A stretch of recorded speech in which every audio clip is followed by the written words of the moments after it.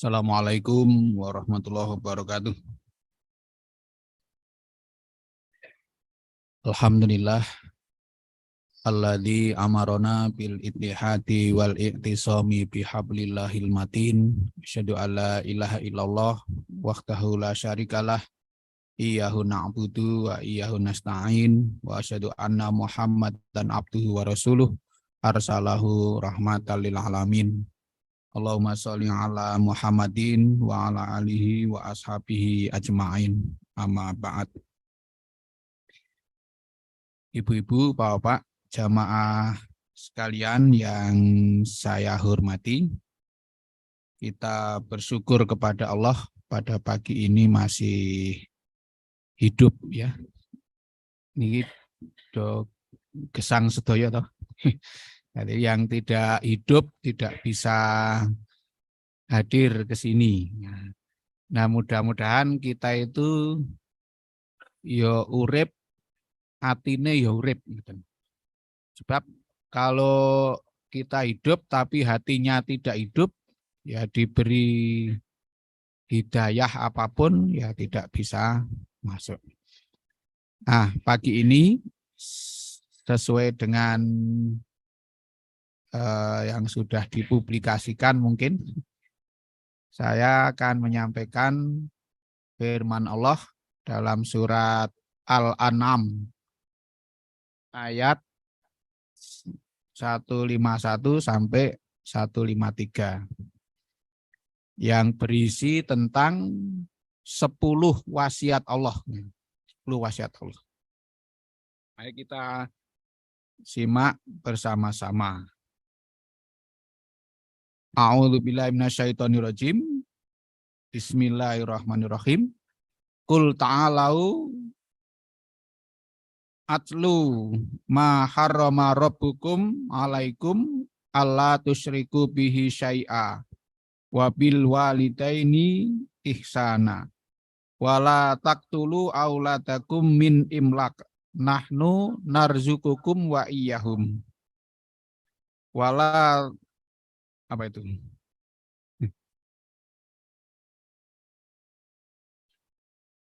Wala taqrabul fawahisha ma dzahara minha wa ma baton. Wala taqtulun nafsallati haramallahu illa bil haqq. Dzalikum wasaqum bihi la'allakum ta'qilun. Yang ayat 151. Katakanlah Allah itu kaya-kaya memanggil begini. Nabi Muhammad disuruh memanggil sini tak kandani gitu. Jadi ada panggilan yang sangat dekat. Panggilan yang sangat romantis gitu. Jadi seperti orang tua memanggil anaknya. Nduk. Nah, kalau orang memanggil begitu, itu karena ada sesuatu yang sangat penting akan disampaikan. Nah, di ayat 151 itu, yang pertama, Allah mengharamkan kemusyrikan. Janganlah kamu menyekutukan Allah. Nah, jangan menyekutukan Allah itu berarti kita diperintahkan untuk memurnikan tauhid, mengesahkan Allah. Kalimah tauhid kita itu apa? Kalimah tauhid itu la ilaha illallah. Kalimat la ilaha illallah itu penerapannya bagaimana? Penerapannya adalah membuang keyakinan-keyakinan yang sudah dimiliki. Nah, kalau keyakinan yang sudah dimiliki itu dibuang, terus di hati kita itu nol, nah, baru kemudian Allah diterima. Itu sudah begitu apa belum? Nah, ketoke urung ya. Artinya kebanyakan dari kita itu keyakinan-keyakinan yang aneh-aneh itu masih dimiliki. Allah sudah diterima. Nah, nek ngono kuwi Itu bukan tauhid namanya, tetapi memperselingkuhkan Allah dengan keyakinan-keyakinan yang dimiliki. Nah, saya sering menyampaikan, dulu orang Mekah itu tidak mau mengucapkan la ilaha illallah itu yang berat bukan soal menerima Allah sebagai Tuhan, tapi yang berat bagi mereka adalah membuang keyakinan-keyakinan yang sudah dimiliki itu. Jadi sebelum Islam datang, itu mereka sudah punya keyakinan tentang ketuhanan. Nah, itu kan membuang keyakinan yang sudah membekas itu kan tidak gampang gitu. Nah, saya kira di Wonosobo juga ada toh keyakinan yang aneh-aneh itu. Nah, mestinya aja kalau jenengan baca la ilaha illallah itu keyakinan sing aneh-aneh itu buang dhisik, nek dibuang kayak Allah diterima. Nah, ini nek wis kadung kepiye? Kalau sudah kadung ya diluruskan sekarang itu. Artinya sing kita membuang keyakinan yang aneh-aneh itu. Nah, maka orang yang sudah bertauhid itu pasti membuahkan pribadi yang tidak takut pada lingkungan dan tidak takut pada gejala-gejala alam. Lewedi ming karo Gusti Allah.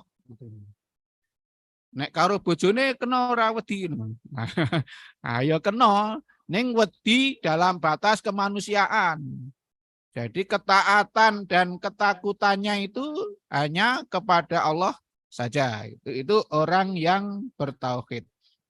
Maka sesungguhnya yang namanya syirik itu bisa dipahami begini. Ketaatan yang tidak masuk akal kepada selain Allah. Nah, gitu. Maka kalau anak buah taat pada pimpinan karena ada aturan misalnya harus masuk jam 7, nah itu bukan musyrik ya. Karena itu masuk akal. Yang tidak masuk akal itu misalnya begini. Dulu ketika Gunung Merapi jeblok itu ya. Wah, itu ada yang memberi petunjuk. Biar selamat, maka di atas pintu ditemplei janur karo brambang gitu. Nah, kalau itu ditaati, nah itu namanya kan tidak masuk akal. Kalau pengen selamat ya ngungsi gitu. Bukan kayak gitu. Mbok ditemplei janur pirang-pirang wit, ya tetap kejeblukan itu. Kalau ya itu namanya ketaatan yang tidak masuk akal. Atau dulu kawan saya kehilangan sepeda motor. Terus ke dukun. Nah, oleh dukun itu disuruh numpak pit motor ngeret blarak gitu. Nganti pirang kilo ngono, ya tetap ra ketemu gitu. Nek takon aku mesti ketemu. Teko nggawa duit neng dealer gitu. Nah, itu pasti ketemu ya itu. Tapi itu kan ketaatan yang tidak masuk akal toh. Mah dunekke wong gendeng toh itu. Wong mlaku ngeret blarak itu ya. Itu satu ya. Nah, jadi tauhid itu seperti itu. Terus bukti nyata orang bertauhid dalam kehidupan sehari-hari terus apa gitu. Wujudnya apa dalam perilaku. Wujudnya itu gampang, menjadi orang yang tidak sombong dan tidak minder gitu. Minder ki apa? Apa Bu? Rendah diri. Nah, tidak tinggi hati dan tidak rendah diri gitu. Tidak kemaki dan tidak celila-celili. Gitu. Nah, gampang toh. Nah, jadi nek orang bertauhid ya ketemu siapa saja ya biasa saja. Menghormati sesama orang ya menghormati biasa, tetapi tidak mengkultuskan, tidak mendewakan gitu. Tidak mengatakan pejah gesang derek Pak Sopo, tidak gitu. Tidak boleh begitu ya. Nah, kita wajar-wajar saja. Itu satu ya. Kira-kira nek didhawuhi untuk memurnikan tauhid ki wis beres apa belum? Jenengan niku sudah beres ya? Nah, iki jane sing musyrik ora? Muga-muga boten nggih. Nek wis sing nomor 1 iki beres, niku nglakoni dawuh-dawuh liyane niku gampang. Ning nek sing nomor 1 niki, sing urusan tauhid niku burung beres, engko nindakake dawuh liyane abot gitu. Abot. Wis. Nah, abot poenteng terserah. Oke, sing penting. Nah, yang kedua apa? Wabil walidaini ihsana. Dan supaya kamu berbuat baik kepada kedua orang tua. Mengapa perintah berbuat baik kepada kedua orang tua itu ditaruh setelah pemurnian tauhid? Karena saking pentingnya berbuat baik kepada kedua orang tua. Mengapa penting? Karena setiap orang pasti punya orang tua. Nah, sinten semanten iki sing ra duwe wong tua? Lah ya ora ana to sing mak betunduk teko dadi gede ra ana, mesti punya orang tua. Lebih-lebih ibu pasti punya ya, ibu. Nek bapak iso ra cetha. Nah, ning nek ibu pasti punya tur ming siji. Siji.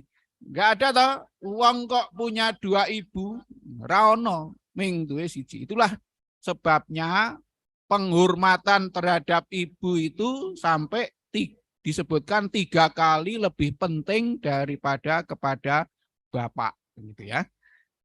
Oke. Jadi ibu, semua orang punya ibu nggih. Dan ibu hanya 1. Nek bapak iso ra cetha, nek ibu mesti cetha. Mulane nek jenengan teng bank nika ngisi formulir mesti sing ditulis ibu kandung, bukan bapak kandung. Sing bapak-bapak rasa protes karena memang tidak pernah mengandung sehingga tidak disebut bapak kandung.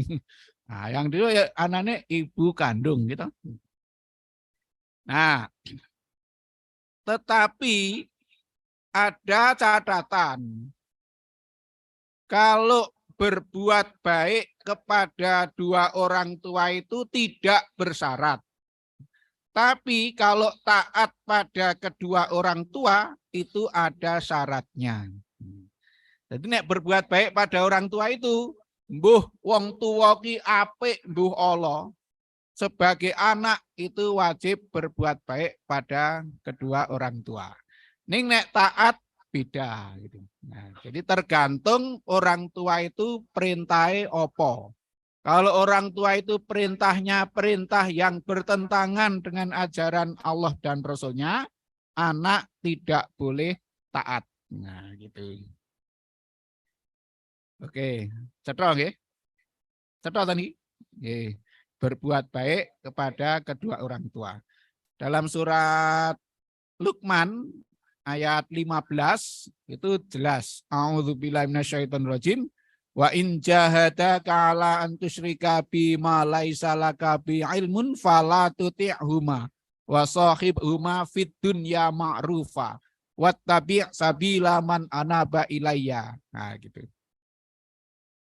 Dan jika keduamu memaksamu untuk menyekutukanku yang tidak ada ilmunya tentang itu padamu, maka janganlah kamu ikuti keduanya.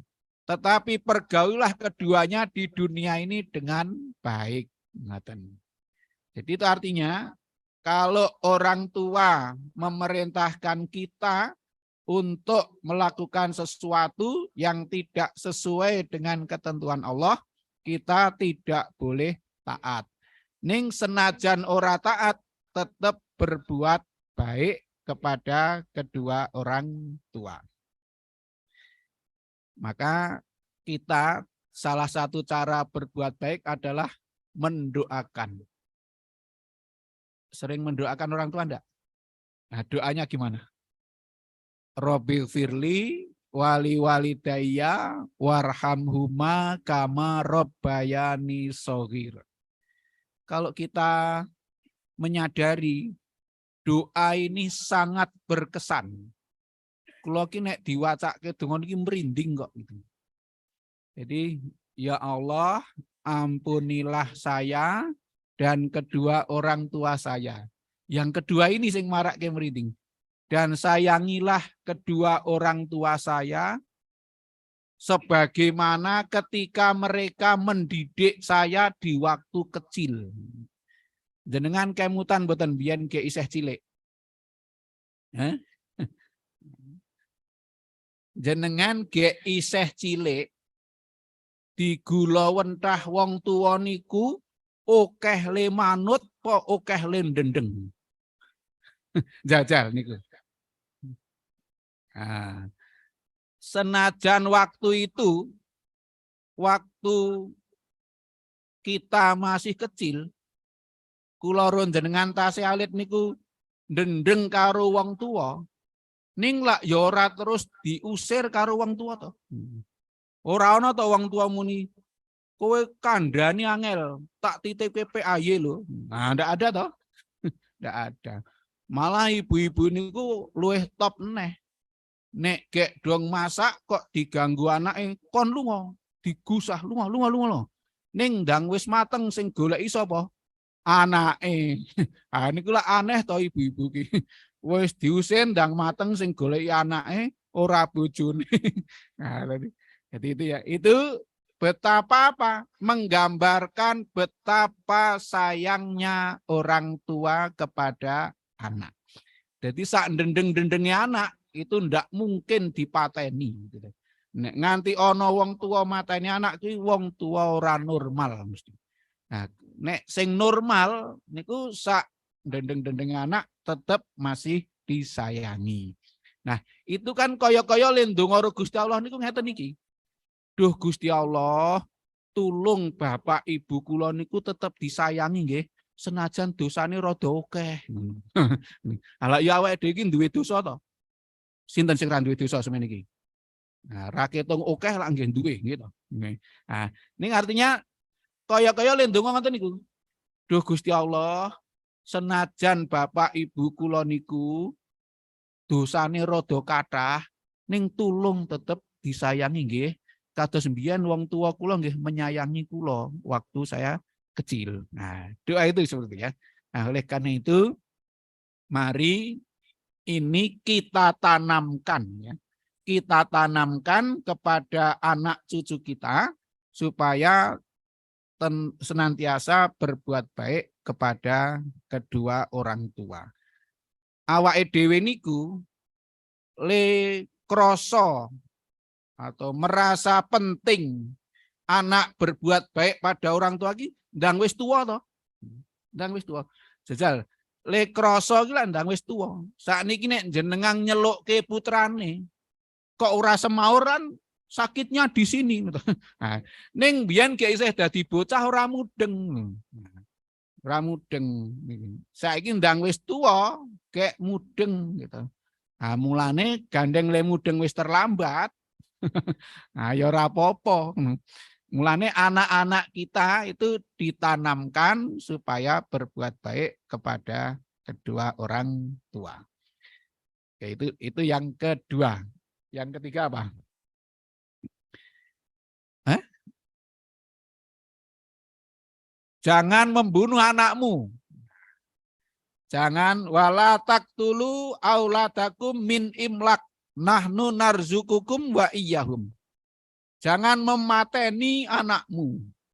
Memateni. Karena takut miskin. Nah, gitu, takut miskin. Nonton boten sing mateni bayine mergo kira-kira ngrekoso ling ngragati. Nonton to sing ngoten niku. Nah, itu dilarang. Karena apa? Allah yang menjamin. Nahnu narzukukum wa iyahum. Kami yang menjamin rezekimu dan rezeki mereka. Jadi nek ono bayi lahir niku, mbuh bapakne mbokne do nikah pora, ning tetep rezekinya sudah dijamin oleh Allah. Nah, niki menarik.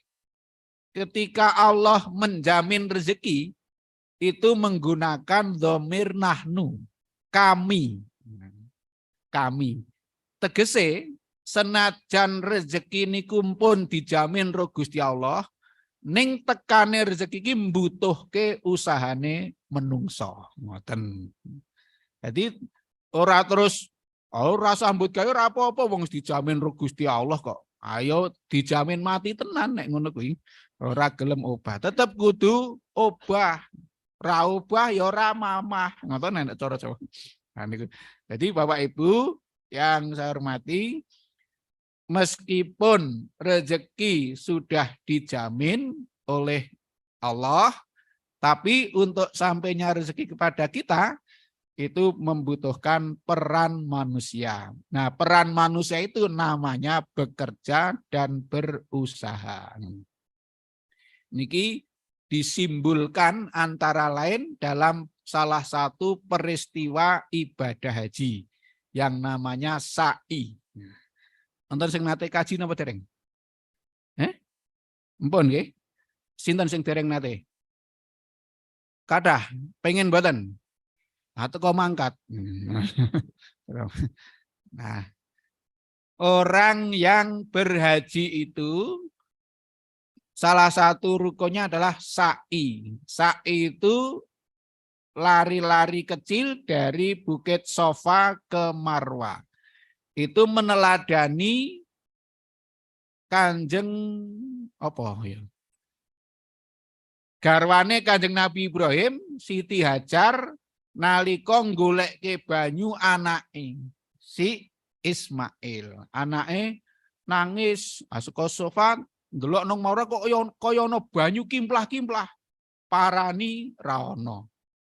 Terus saka Marwa ndelok sofa kok ana banyu kimplah parani ra ono. Nganti bolak-balik ping 7. Mongko Hajar ki lak garwane Kanjeng Nabi Ibrahim Khalilullah sing ditresnani Gusti Allah. Ning nalika butuh banyu kuwi ora ngenteni udan saka langit. Ya mlayu golek. Mlayu golek niku contone ngoten niku. Senajan kadang-kadang tekane rezeki iki kaya-kaya ora cocok karo le usaha.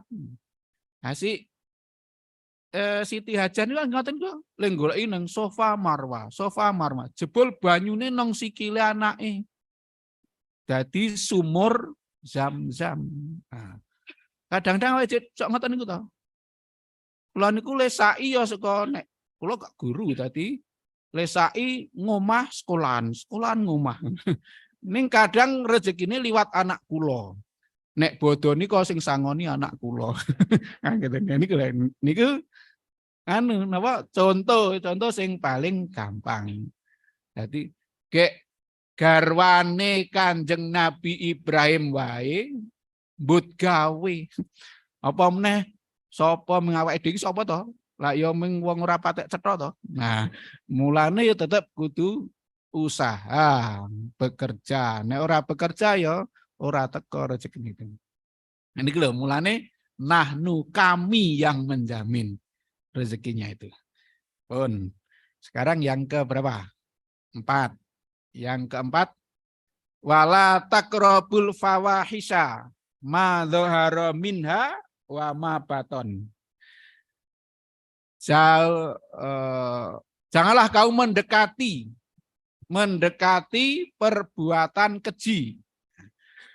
Fawahisha itu perbuatan keji niku ya dosa gede. Nah, perbuatan keji itu lebih dekat kepada persoalan perzinaan. Sinten sing wis tau zina semen iki? Pengen mboten? Ojo. Nek kepengen mungkin ning ojo dilakoni gitu. Oke. Nah, zina itu termasuk dosa besar. Mulane nganti hukuman bagi pezina itu kan dicambuk, pendem separuh balangi watu gitu. Nek wonge wis ndek bojo nganti mati ngono. Nek urung ya ping pira ngono to. Ping 80 itu lembalang watu. Mulane jangan sekali-kali mencoba-coba ya. pomneh zina dengan tetangga. Wah, kuwi luwih gede dosane. Zina saja itu sudah tidak boleh, lebih berat lagi kalau zina dengan tetangga. Nah, senajan tetanggane ayu tur rondo, tetap orang itu ayu. Nah, itu kadang-kadang ya.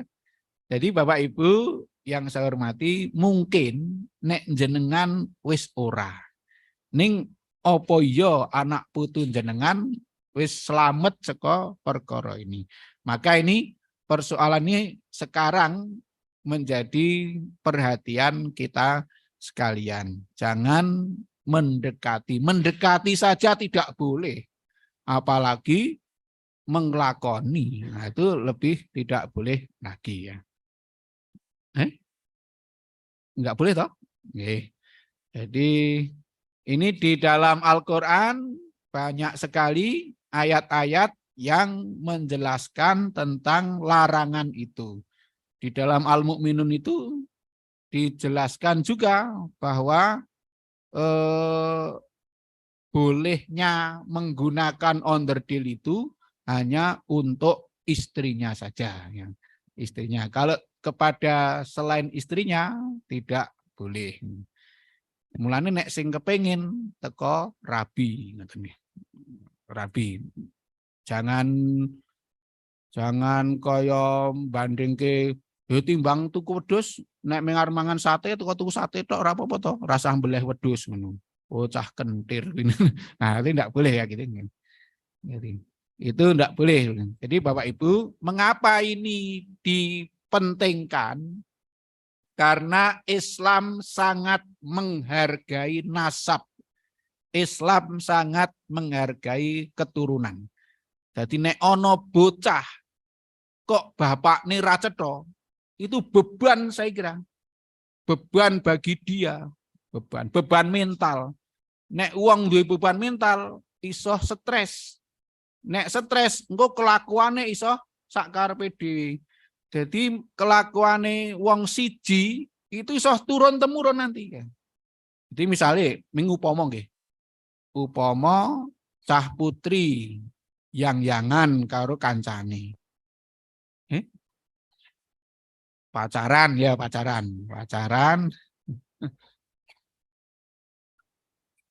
Zaman jenengan yang-yangan toh. Nggih. Berarti jenengan riyen yang-yangan. Oh mboten ya. Ming jamane jenengan mboten jenengan sing yang-yangan. Nggih. Ah, ora sengaja kok mblendruk. Mblendruk. Jadi kecelakaan yang merisaukan kan kecelakaan kuwi to. Nah, akhirnya sing cah lanang gandeng ya isih bocah. Wah yo tidak bertanggung jawab. Akhirnya bocah wedok meteng kok rung di bojo. Kok cah pinter banget toh. Nah, kepinteran niku. Nah, kepinteran ning kira-kira bocah kuwi tenang apa ora? Jenengan sing do dadi wong wedok kuwi. Kira-kira mesti dadi tertekan jiwanya. Tertekan jiwanya. Nek tertekan jiwanya, engko anake ya mesti ngono. Anake mesti takon kok, bapakku nondi mbok, ngono to? Bapakmu ngogek perang modar ngono. Kok modar mati syahid ngono. Ayo, lak ya sing ngapusi to. Wong bocah le jedul ya mergo ra cetha. Engko ditakoni apa-apa mbok nilai jawabi mesti ngapusi. Alian jawab kepiye? Ndak ya muni mbiyen aku yang-yangan bapakmu minggat. Ngono ya ora mungkin to. Nah itu. Jadi anak wis kapusan hasil ngapusi gitu. Engko mesti bocah iki mesti kira-kira ada kemungkinan berpotensi ngono kuwi juga. Ngono anake ngono ya ngono neh. Angel kuwi. Nah, mulanya jangan sampai terjadi yang itulah sebabnya Islam sangat melarang yang namanya perzinaan. Nek wis kepengin tenan teko dirabekke. Rasah ngenteni lulus kuliah. Rasah Nek wis pancen ana judune.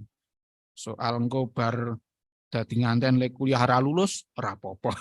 Ayo mesti lulus lah nek ora goblok ngoten. Terus sing nomor 5. Wala taqtulun nan nafsalati haramallahu illa bil haq. Janganlah kamu membunuh manusia kecuali dengan alasan yang benar.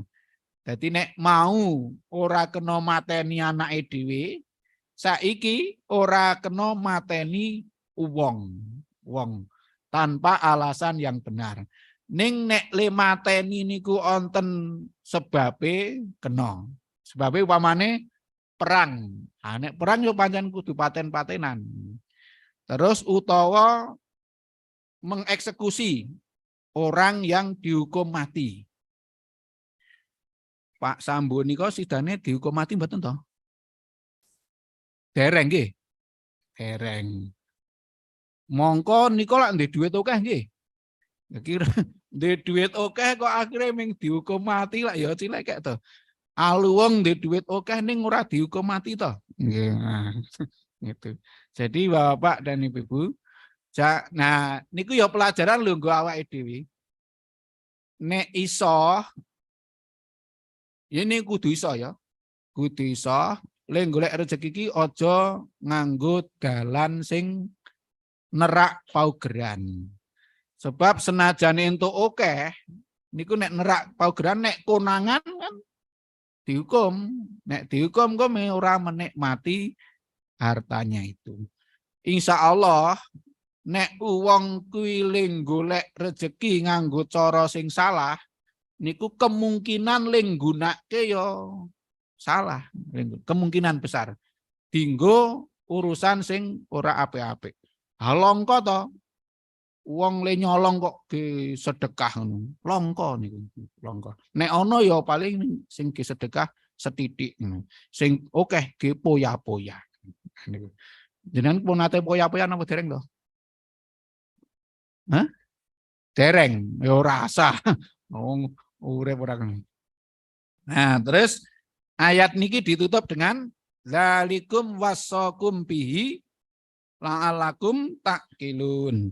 Yang demikian itu kami wasiatkan kepadamu agar kamu memikirkannya. Tegese jenengan dipun dawuhi menggalih. Niki wasiate Gusti Allah. Nek wasiat niku kudu dilakoni apa mboten?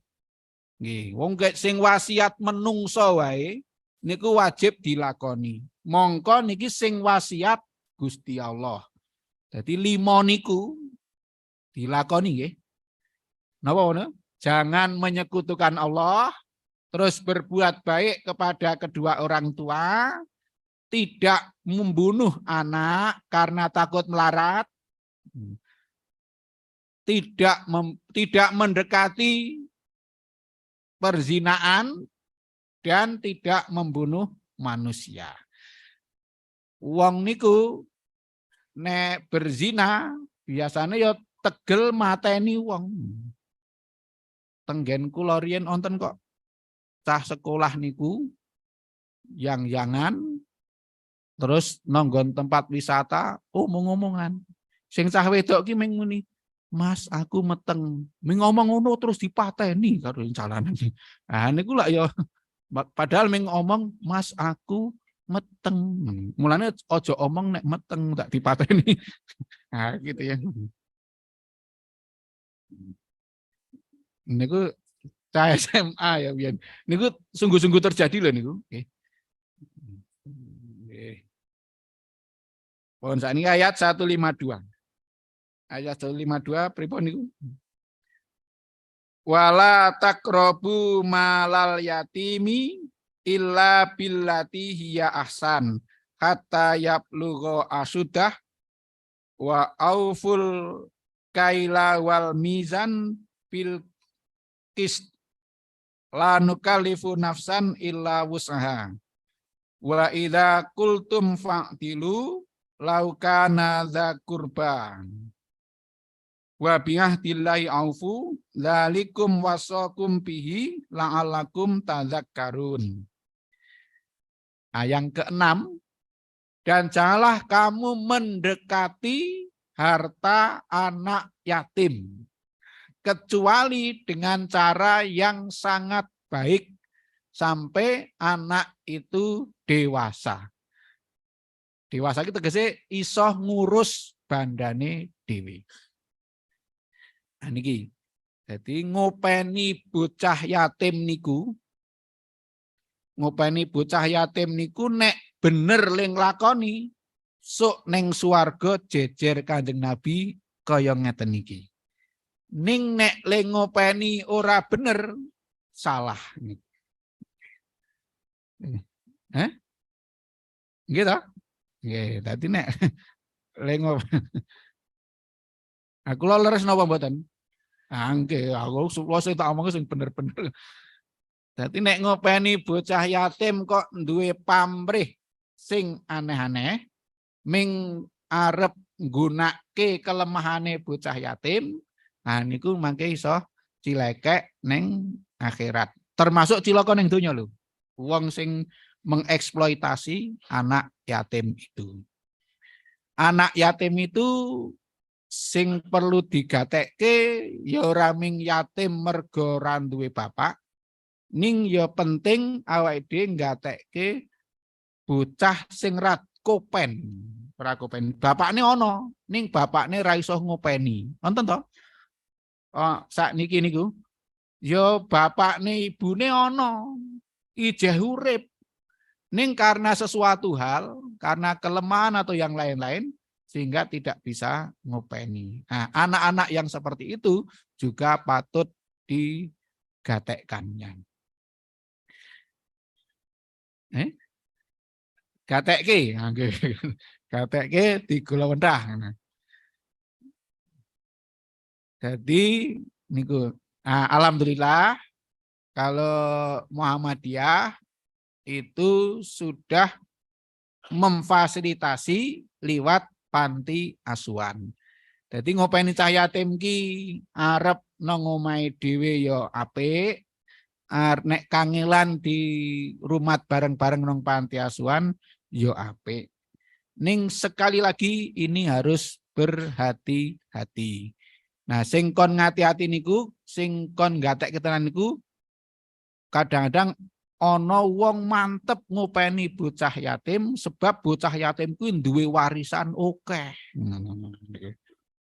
Nah, nek ora ya ming pengin penak ngopeni mbokne. Nah niku ya ana lho. Sing kon ngati-ati iki sing bangsa ngoten niku. Wah iki mbokne jeh patut. Aku tak ngopeni cah yatim ben iso ngapeli mbokne. Nah niku nek tujuane ming ngapeli ibune, niku sing ora kena. Dadi bagaimana ngopeni bocah yatim niku ndadekke bocah niku luweh apik uripe. Jadi bocah yatim niku dadi bocah sing ora minder, bocah sing sejajar karo koncone-koncone liyane.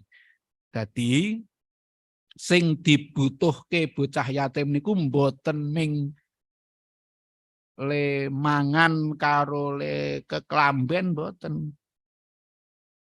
Kula nate maos tulisan teng Harian Republikarian nalika tasih terbit.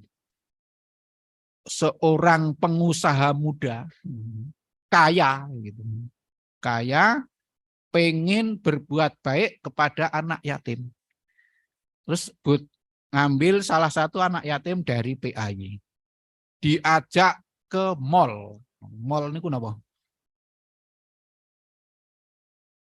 Nggih, pokoke mall niku nggih Baitul Mall. Baitul Mall. Baitul Mall ki sing diblonjo niku. Niku mall. Bocah niku pokoke ditari. Njaluk apa? Tak tukoke. Ditari, njaluk HP sing paling apik. Mboten. Terus kowe pit mboten. Laptop mboten. Terus kowe njaluk apa? Tak tukoke apa-apa kok ra gelem. Jebul dheweke ming kula nyuwun ning Le omong ngene iki. Ning nek kula nembung jenengan mboten nesu to kalih kula. Ora nembung apa sak karepmu. Wong cah sugih to niku. Nah, terus kula ming pengen foto jejer jenengan. Angel to niku. Nah, ngene. Ming njaluk foto. Ah, ge apa? Mangke kula iso bangga menyebut saya juga punya bapak. Nah, itu loh. Itu bocah yatim ini kebutuhannya tidak hanya kebutuhan sing bangsa ketok-ketok ini, butuh kejiwaan. Jadi dia ingin merasa bangga punya bapak seperti teman-temannya. Nah, menguatkan ini. Jadi mulane jenengan sing do ngopeni cah yatim niku ya kudu tekan kaya ngono kuwi le menggalih ngaten nggih. Mbuh sekali lagi ngopeni bocah yatim niku mbuh nang omahe dhewe, mbuh nang PAY, mbuh nang omahe bocah kuwi ora masalah. Ning ana jalur sing cetha sing bener. Tur iki ora gampang.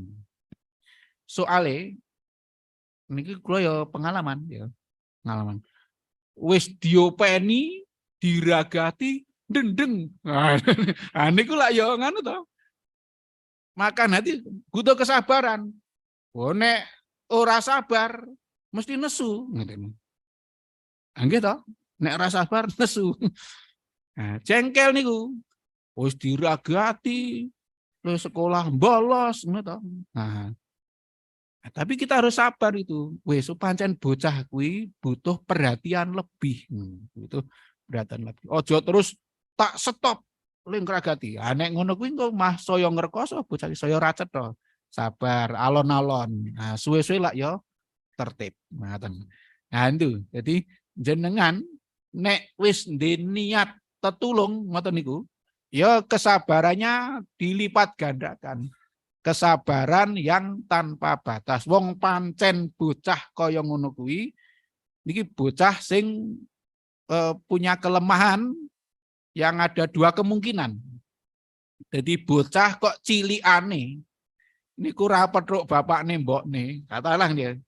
Hanya le petruk isih cilik ngono, niku kemungkinane dadi werna loro.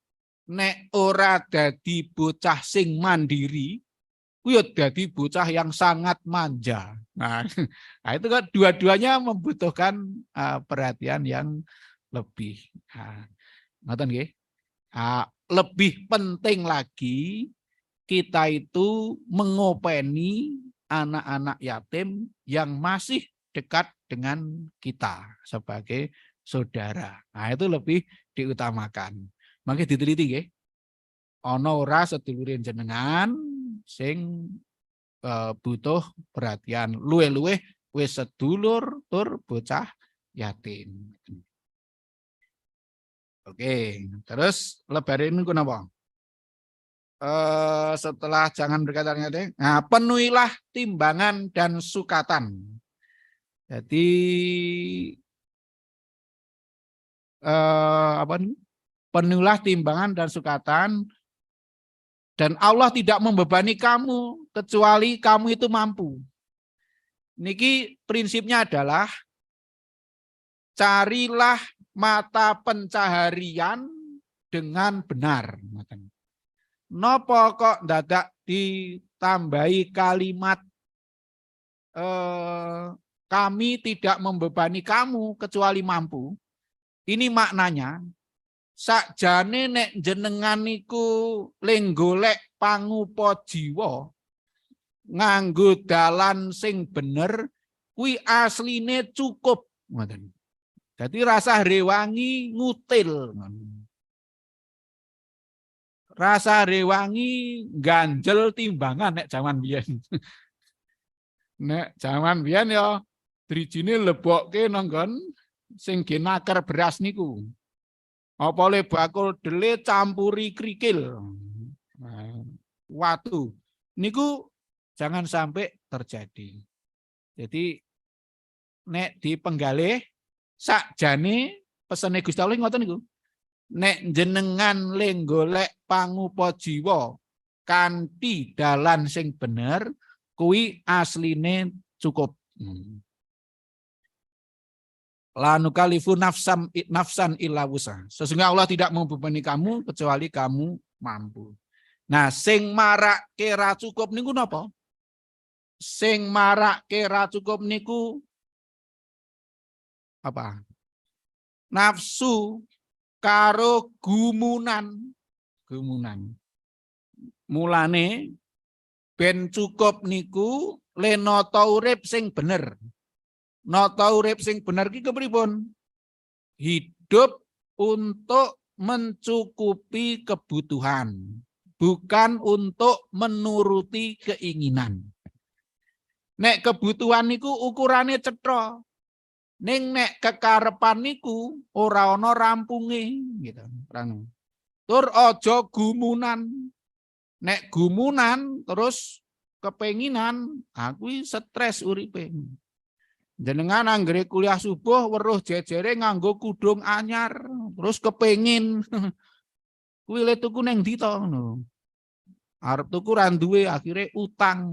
Lah mongko mosok pendak ngahat utang kudung. Nah iki lah ya nanti stres. Mongko sakjane nang omah isih duwe kudung akeh. Ming gumun karo jejere niku. Mulane nek digumuni sing duwe niku ngenehi ngono. Ah iku lha apik. Sehingga tidak membebani orang lain. Nah, jadi Bapak Ibu yang saya hormati, kalau hidup itu untuk mencukupi kebutuhan, niku awake dhewe iso tentrem uripe. Ning nek menuruti keinginan itu berat. Soalnya keinginan itu tidak pernah ada selesainya. Sing ngrampungi apa? Ditablek niku kayak rampung keinginannya ya. Saniki kebutuhan urip ki napa? Kebutuhan urip ki mung papat. Siji pangan, loro sandang, papan, sing nomor papat wifi. Nah, kuota. Nggih ta? Nah, saniki jenengan kentekan kuota ngono lak ya wis mumet to. Nek kentekan beras ra apa-apa. Nah, tadi saya kebutuhan urip wong ki ming semot ming niku kok. Nek niku wis kecukupan berarti selesai. Mulane kula asring matur ngeten. Wong urip niku ming werna telu. Tasih kemutan mboten riyen niku. 1 hidup mewah, 2 hidup sabar, 3 hidup sederhana. Orang hidup mewah itu orang yang menjalani hidup di atas kemampuannya. Jadi contohnya ini, jenengan ki kuwate ming tuku pit motor, kok jenengan tuku sepur, ngono. Halak ra cukup toh? Nah, niku namanya itu hidup mewah. Nek ra cukup, ming kemungkinan loro. Nek ra utang nyolong. Itu orang yang hidup mewah. Wonten mboten wong Wonosobo sing ngono kuwi? Oh kathah. Gek-gek sing do rawuh ning kene. Do ndek utang apa mboten? Wah, selamat ya, selamat. Berarti jenengan niru Indonesia. Nah, Indonesia niku nek kurang lak teko utang to. Nah. Sing nomor loro hidup sabar. Hidup sabar ki ya urip miturut kemampuane. Kuwate tuku pit motor ya ming tuku pit motor. Ha niki luwih tentrem uripe. Sing nomor 3 hidup sederhana. Niku hidup di bawah kemampuannya. Sakjane kuat tuku mobil, ming tuku pit motor. Sing hidup mewah wau, penampilannya keren. Ning nek jak urunan angel. Nah, niku orang yang hidup mewah. Nah, prejengane ngono ya tegak ngono to. Nah, ning begitu jak urunan bel kedes. Nah, ning nek wong ki iso urip sederhana, paling ora urip sabar, niku urip sak madya. Niki tak ngan nggih. Kula tak bola-bali tak aturke. Tahun 60-an nalika kula dereng lair nggih. Teng Yojo niku wonten juragan bathik. Niku nek dong bathine akeh, kuwi keluargane mingjak mangan sego karo parutan klapa kek uyah. Kuwi dong bathine akeh. Lah aneh to? Beda karo jenengan to? Nggih. Nek dong bangkrut, mah anake jak mangan ning restoran. Niku napa pelajarane? Pengen ngajari anak iki urip tisak madya. Nek dong bungah ya ben ora bungai, nek dong susah ben orang grantes. Nek bangkrut kok susah to. Ben ora grantes terus jak mangan ning restoran. Ngoten lho. Nek jenengan lak ya ora to. Ora bathi ngono terus poya-poya. Pun nggih, sing sanes diwaos ki ambak. Wonten lepat kula nyuwun pangapunten, billahi taufik wal hidayah. Assalamualaikum warahmatullahi wabarakatuh.